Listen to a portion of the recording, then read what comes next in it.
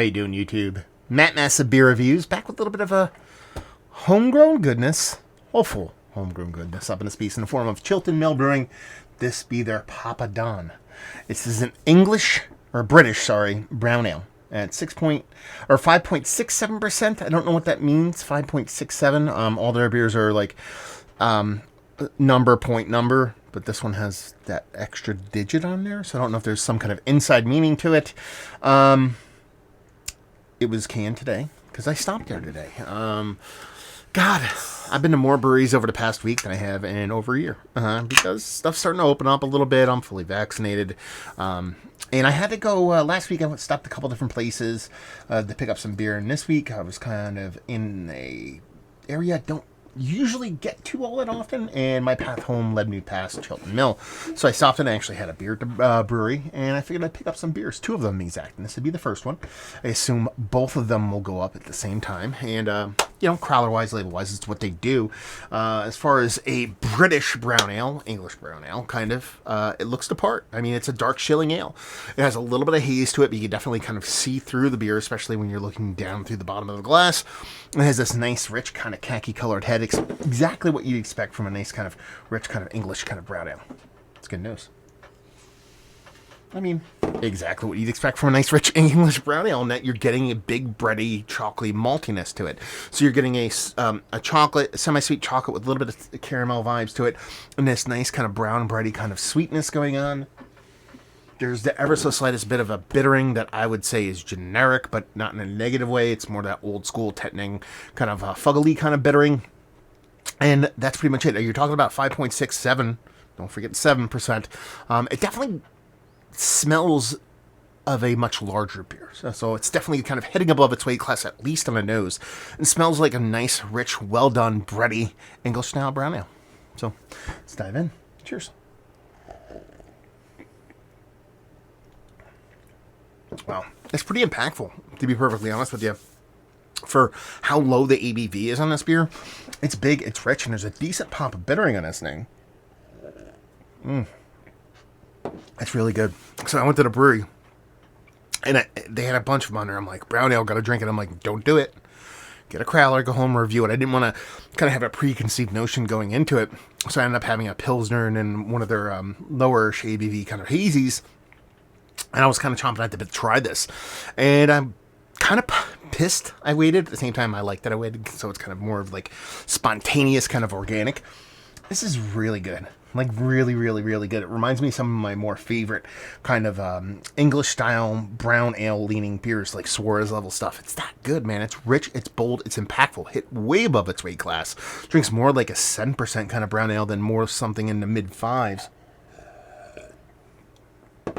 I'm pretty sure I forget exactly who, but I'm pretty sure this is a collab with like a local guy.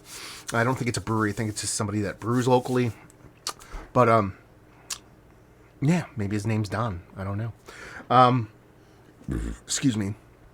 But it just hits with those big malts. Like I said, on the nose, you get that big kind of roasted, toasted, kind of chocolatey, a little bit of caramel malt. Definitely getting that in here.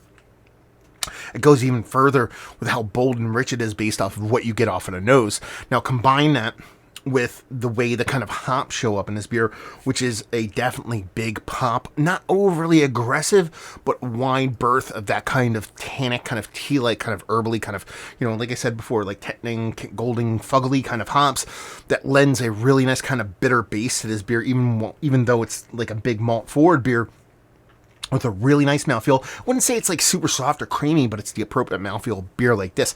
This is a beer that is both impactful, but also a drinker. This is something you want to belly up at a bar.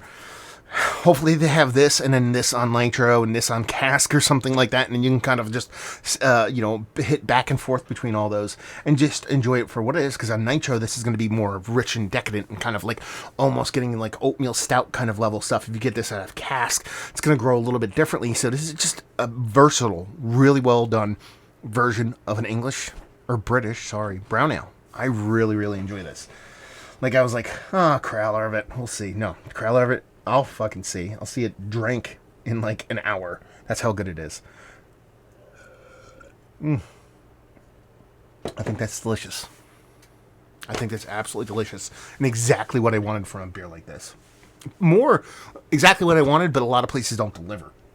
This is definitely delivering on that front in a very, very, very tasty way. I don't know what else I'm going to say. Let's talk about it. This is one of the better British/English style brown ales that I've had as of late. Yes, Mount Rushmore says it's that tasty.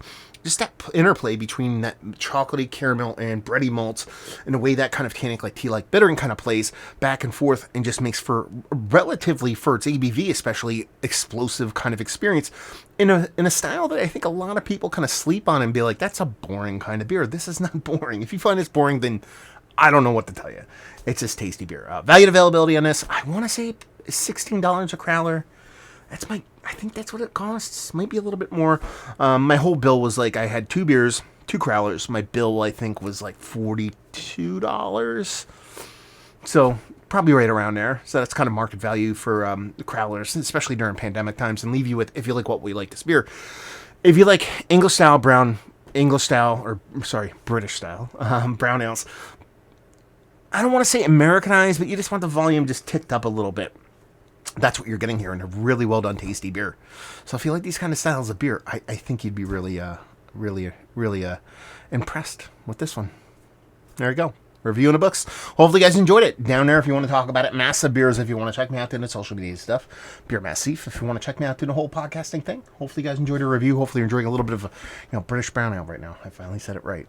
Hope we'll see you next time. Cheers.